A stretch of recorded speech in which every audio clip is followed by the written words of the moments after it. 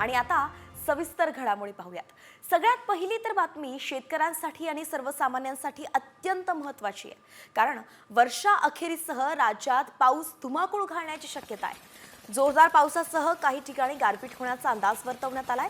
मध्य महाराष्ट्र आणि मराठवाड्यात 26 ते 28 डिसेंबर दरम्यान जोरदार पावसाचा अंदाज हवामानशास्त्र विभागाने दिलाय। तर 27 डिसेंबरला वादळी पावसासह गारपिटीचा इशाराही देण्यात आलाय। राज्यातली थंडी कमी झाली आहे। येत्या काही दिवसांत तापमानात 2 ते 4 अंश सेल्सिअसनं वाढ होण्याचीही शक्यता आहे। तर 26 आणि 27 डिसेंबरला हवामान विभागानं काही जिल्ह्यांना पावसाचा येलो अलर्ट सुद्धा जारी केला आहे।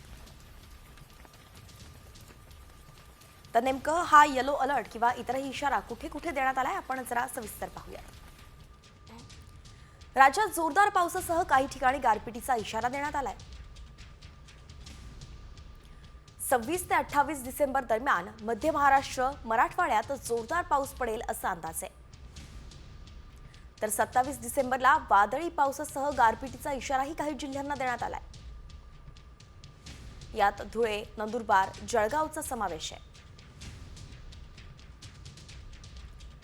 तर नाशिक, छत्रपती संभाजीनगरलाही येलो अलर्ट जारी करण्यात आलाय। पुणे, नगर, जालना आणि परभणी जिल्ह्यांना सुद्धा अलर्ट दिला गेलाय। बीड, अकोला, अमरावती या ठिकाणी सुद्धा अवकाळी पावसाचा इशारा आहे।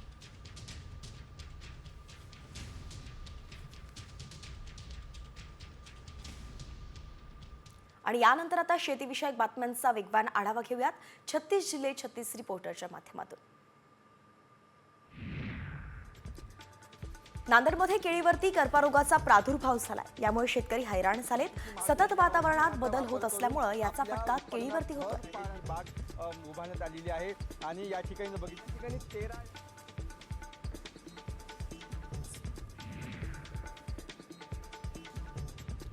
ढगाळ वातावरणाचा फटका हरभरा पिकाला बसण्याची शक्यता आहे। मागील 2 दिवसांपासून परभणी जिल्ह्यात ढगाळ वातावरण आहे, त्यामुळे बहरलेल्या हरभरा पिकाचं नुकसान होण्याची भीती व्यक्त केली जाते।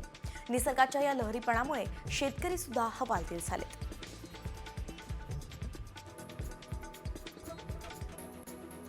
धुळ्यात गेल्या काही दिवसांपासून वातावरणात प्रचंड धुकं पाहायला मिळत आहे। या वाढत्या धुक्यामुळे रब्बी पिकांना रोगराईचा धोका निर्माण झालाय, त्यामुळे शेतकरी धास्तावले असूनही पिकांचं रोगांपासून संरक्षण करण्यासाठी औषध फवारणीची धावपळ सुरू आहे।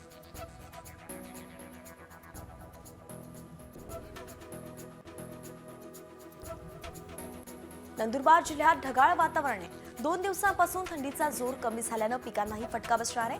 हरभरा, गहू, कांदा, मका आणि ज्वारी या पिकांवरती अळींचा प्रादुर्भाव वाढल्यानं फवारणीचा खर्चही वाढलाय।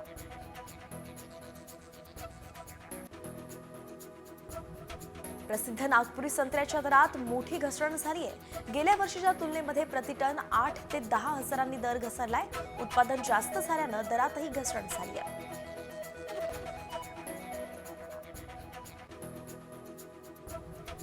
बेदाण्यावरील 5% जीएसटी रद्द करण्याचा निर्णय केंद्र सरकारने घेतलाय। बेदाण्याला कृषी मालाचा दर्जा देण्यात आलाय, त्यामुळे बेदाणा आता जीएसटी मुक्त करण्यात आलाय। या निर्णयाचा नाशिक, सांगली आणि सोलापूर जिल्ह्यातील द्राक्ष उत्पादक शेतकऱ्यांना मोठा फायदा होणार आहे।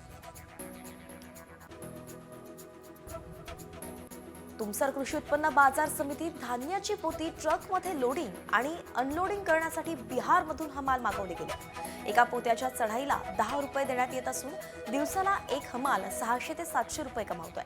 स्थानिक हमालांची संख्या कमी झाल्यानं बिहारमधून हमालांना बोलावण्यात आल्याची माहिती आहे।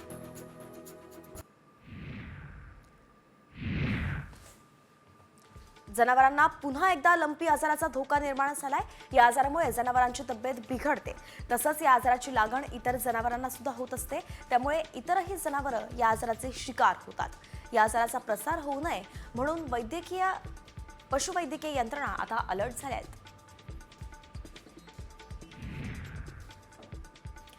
धुळ्यातल्या नूरनगर शिवारातील 3 शेतकऱ्यांच्या साहित्याला अज्ञात व्यक्तीनं आग लावली आहे। यात शेतकऱ्यांच्या शेतमालाचं मोठ्या प्रमाणात नुकसान झालंय आणि या घटनेची चौकशी करून दोषींवरती कारवाई करावी आणि नुकसानग्रस्त शेतकऱ्यांना तातडीनं भरपाई मिळावी अशीच मागणी आता शेतकरी करतायत।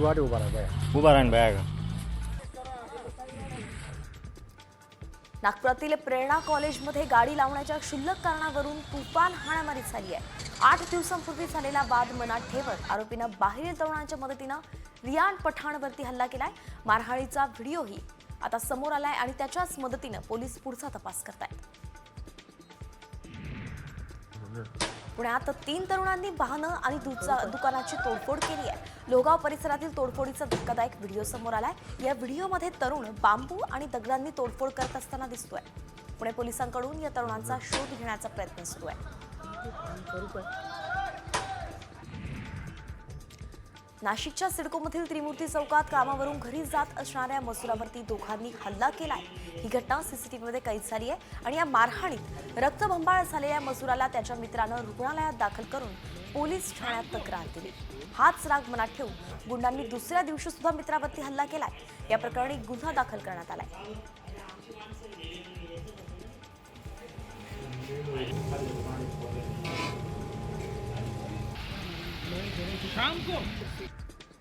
डोंबिवली स्टेशन परिसरात अज्ञात चोरट्यांनी 9 ते 10 दुकानं फोडून लाखो रुपयांचा मुद्देमाल लंपास केलाय. सीसीटीव्हीमध्ये ही घटना कैद झाली आहे. व्यापाऱ्यांमध्ये भीतीचं वातावरण पसरलंय तर पोलीस स्टेशनच्या परिसरात चोरी करून चोरट्यांनी पोलिसांनाच आवाहन दिल्याचं कळतंय. नाशिकच्या येवल्यात नायलॉन मांजामुळे एका पोलीस कर्मचारी गंभीर जखमी झालेला आहे.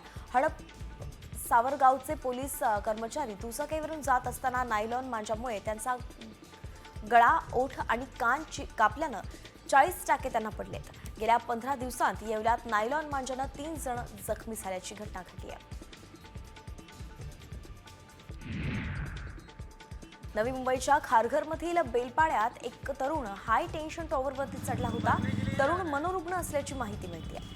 नागरिकांनी त्याला आवाज देत कसंबसं खाली उतरवलं आणि त्यानंतर या तरुणाला एका सीआरपीएफ जवानानं पकडून पोलिसांच्या स्वाधीन केलं. अपघातादरम्यान कारमधील एअरबॅग उघडून त्याचा फटका बसल्यानं एका 6 वर्षाच्या मुलाचा मृत्यू झालाय. वाशी इथल्या ब्ल्यू डायमंड चौकात हा विचित्र असा अपघात घडलाय.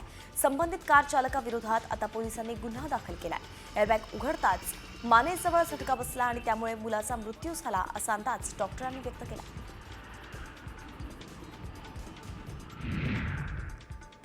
नायलॉन मांजामुळे सिन्नरमध्ये एकाचा गळा आणि 2 बोट कापल्याची घटना घडली आहे. नंदकुमार मोटे असं जखमी व्यक्तीचं नाव आहे. उपचारासाठी त्यांना हॉस्पिटलमध्ये दाखल केल्यानंतर त्यांच्या गळ्यावरती 35 टाके टाकण्यात आले.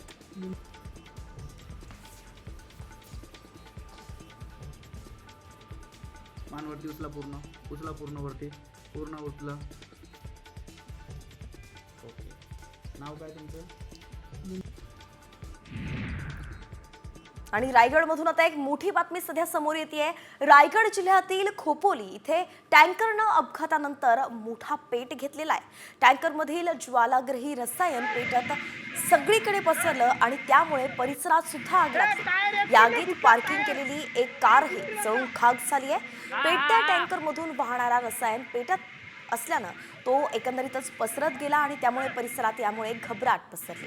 बचाव पथक, अग्निशमन दल हे घटनास्थळी दाखल झाले आणि फोमचा वापर करून आगीवरती नियंत्रण मिळवण्याचे प्रयत्न सुरू आहेत. खोपोली शिळपाटा इथे ही मोठी घटना घडली आहे आणि ही आग किती भीषण आहे आपण पाहतोच आहोत.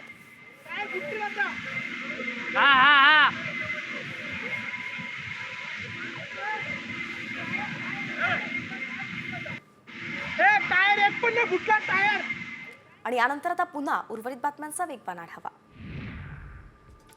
कल्याणमधून बेपत्ता झालेल्या 13 वर्षीय मुलीचा मृतदेह सापडला आहे. कल्याणजवळ बापगाव परिसरात हा मृतदेह सापडलाय. गेल्या 24 तासांपासून कल्याण पूर्वेच्या चक्कीनाका परिसरातून ही मुलगी बेपत्ता झाली होती आणि या मुलीची हत्या झाल्याची प्राथमिक माहिती सध्या मिळते. कल्याण, कोळशेवाडी आणि पडघा पोलिसांकडून या प्रकरणाचा तपास सुरू आहे.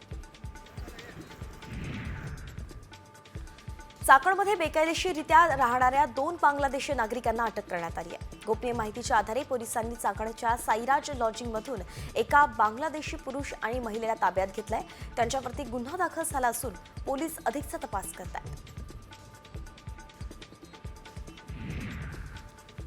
संभाजीनगरमध्ये 21 कोटींचा घोटाळा करणाऱ्या कंत्राटी कर्मचाऱ्यांचे अनेक कारनामे आता समोर आलेत.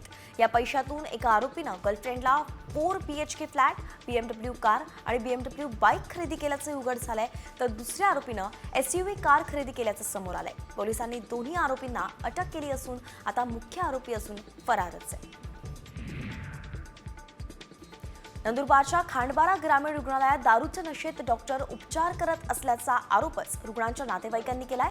चुकीच्या जागी इंजेक्शन लावल्यानं रुग्णाचे नातेवाईक आणि डॉक्टर यांच्यात शाब्दिक वाद होत असल्याचा व्हिडिओही समोर आलाय. जिल्हा शल्य चिकित्सालयामार्फत आता या प्रकरणाची चौकशी केली जाते.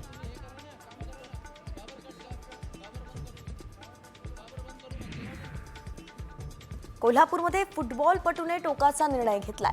त्याने आयुष्य संपवलंय. रविवारी रात्री मित्रांसोबत वाढदिवस साजरा केला. दुसऱ्या दिवशी वाढदिवसाला शुभेच्छा देणाऱ्यांचे आभारही व्यक्त केले आणि त्यानंतर गळफास घेत त्यानं आपलं आयुष्य संपवलं. उमेश भरत असं त्याचं नाव आहे. आत्महत्येचं कारण अद्याप स्पष्ट आहे.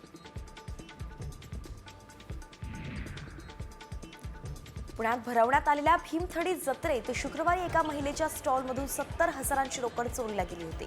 पोलिसांनी CCTV पाहिल्यावरती त्यात चोरटे दिसून आले. त्यावरून पोलिसांनी शोध घेऊन 4 चोरट्यांना अटक केली आहे.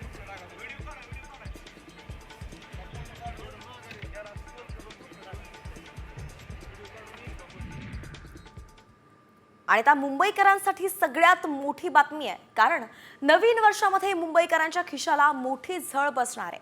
मुंबईकरांचं पाणी महागण्याची शक्यता आहे. मुंबईकरांच्या पाणी पुरवठ्याच्या खर्चात वाढ होतीये. गेली 2 वर्ष मुंबईकरांच्या पाणीपट्टीमध्ये कुठलीही वाढ करण्यात आली नव्हती. जलविभागाच्या खर्चामध्ये मात्र साधारण 15% वाढ झाली आहे आणि त्यामुळेच जलविभागाने पाणीपट्टीमध्ये 8% वाढीचा प्रस्ताव सादर केलाय.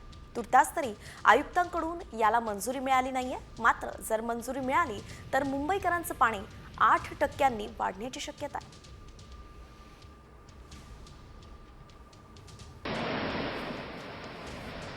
तर एकंदरीतच मुंबईकरांसाठी अत्यंत महत्त्वाची अशी ही बातमी आहे, कारण की नवीन वर्ष येत आहे, परंतु नवीन वर्ष हे पाणी महाग होणार असल्याचं कळतंय. या नवीन वर्षामध्ये 8% मुंबईकरांच्या पाणीपट्टीमध्ये वाढ होऊ शकते.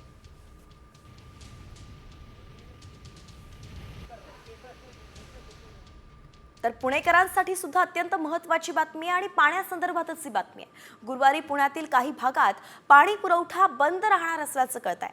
भवानी पेठेतील जलवाहिनीवरती कामाच्या निमित्तानं काही भागामध्ये पाणी पुरवठा बंद ठेवण्यात येणार आहे.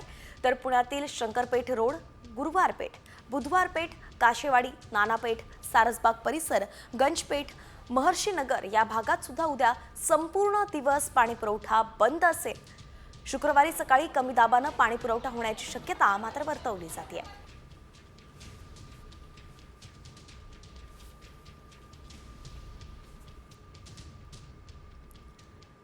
यानंतर आता वळूयात टॉप 50 कडे. घेऊयात उर्वरित बातम्यांचा वेगवान आढावा.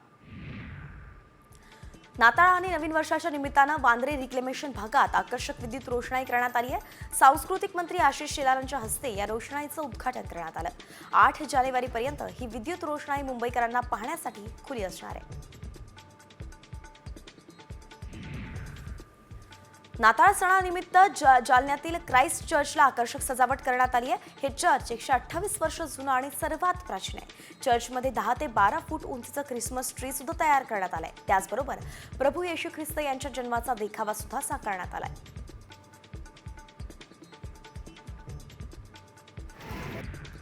रायगडच्या कोर्लाईत नाताळची वेगळीच धूम पाहायला मिळते. पोर्तुगीज देश सोडून गेले तेव्हा त्यातील काही लोक हे रायगडच्या समुद्रकिनारी असलेल्या कोर्लाईतमध्ये राहिले होते आणि त्यांचे वंशज आज सुद्धा तत्कालीन परंपरा जपत नाताळ सण साजरा करतात. इथे प्रत्येकाच्या घरात येशू ख्रिस्तांच्या जन्माचा प्रसंग हा देखावा स्वरूपात साकारला जातो.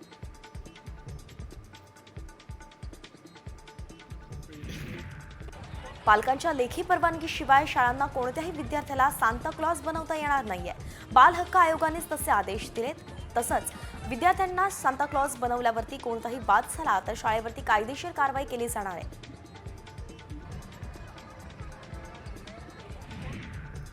नवी मुंबई परिसरात वाहतूक नियमांचं पालन करणाऱ्या वाहन चालकांना सांता क्लॉजद्वारे चॉकलेट देण्यात आले आणि यावेळी वाहन चालकांनी या उपक्रमाचं स्वागत केलंय. वाहतूक पोलिसांनी सुद्धा नियमांचं पालन करण्याचं आवाहन वाहन चालकांना केलं.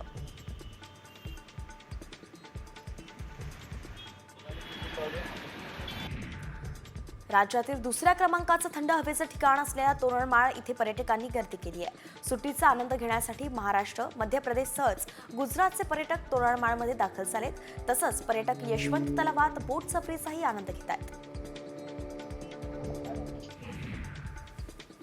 सिंधुदुर्गमधील देवगड, मालवण आणि वेंगुर्ला समुद्र किनाऱ्यावरती पर्यटक सध्या गर्दी करतायत. तसंच मालवण किल्ला पाहण्यासाठी सुद्धा पर्यटकांचा कल दिसतोय. तसंच राज्यातील शाळांच्या सहली सुरू झाल्यामुळं या सहली सुद्धा समुद्रकिनारी भेट देऊन पर्यटनाचा आनंद घेताना पाहायला मिळतात. नाताळच्या सुट्टीमुळे पर्यटक मोठ्या प्रमाणात कोकणात दाखल होत आहेत. सिंधुदुर्गपासून ते रायगड पर्यंत समुद्री किनारे अगदी पर्यटकांनी हाऊसफुल झालेत.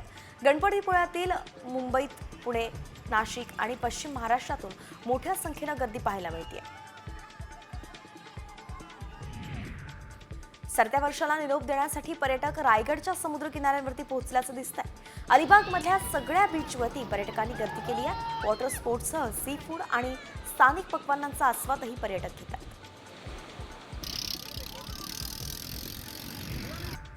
नवीन वर्षानिमित्त मध्य आणि पश्चिम रेल्वेवरती अतिरिक्त सेवा चालवण्यात येणार आहेत. सीएसएमटी ते कल्याण आणि सीएसएमटी ते पनवेल रोड तर चर्चगेट ते विरार स्थानकादरम्यान 4 सेवा चालवण्यात येतील.